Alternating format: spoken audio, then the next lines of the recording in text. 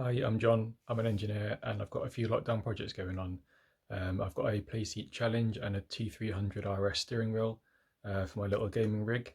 The first project is a tactile transducer. I'm doing a handbrake and also a sequential shifter. I'm using a PS4, so there's no separate audio output. What I've done is use a HDMI audio extractor. So this is the cable from PS4, the HDMI out, and then the HDMI through to the TV, and then these are the audio extractors, twin RCAs. It's USB powered, so it plugs into the TV for its power. So this is the amp I'm using.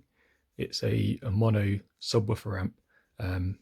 So I've got the left and right channels from the RCA from the HDMI extractor. This combines them and makes a mono output to the transducer. You can use it in subwoofer mode or full frequency. Obviously you want to keep it in subwoofer mode. There's also a frequency cutoff dial, so you can tune the frequency you want going to your transducer, and obviously a gain as well, so you can set the level that you want.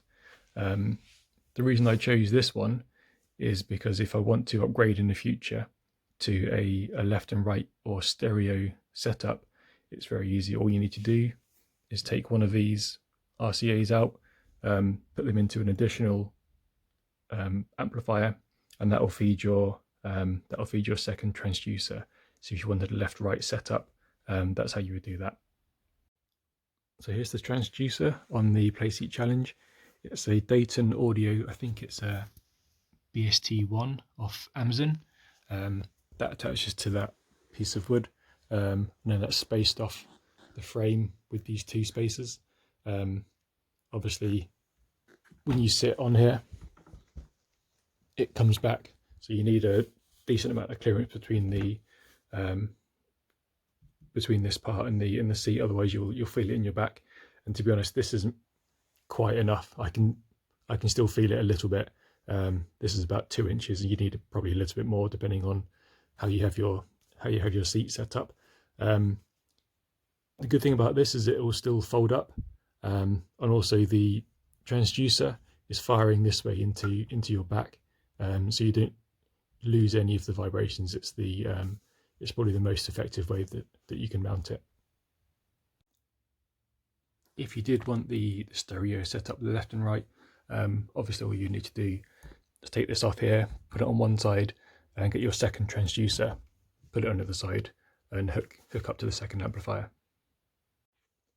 This is an optional step, but I've chosen to put some anti-vibration pads here underneath the frame, just to stop the worst of the vibration coming through. So 2 on the back, 2 on the front.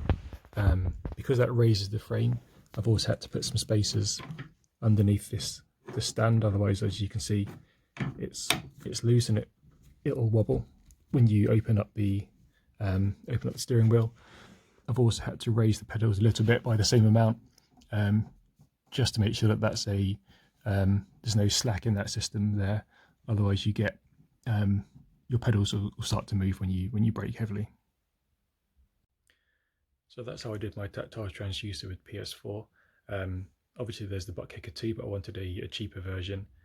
So that's how I did mine. You could obviously spend a bit more, do it a bit nicer. And this isn't a how-to, it's just how I did mine really. So hopefully it gives you some ideas, and have fun. Good luck.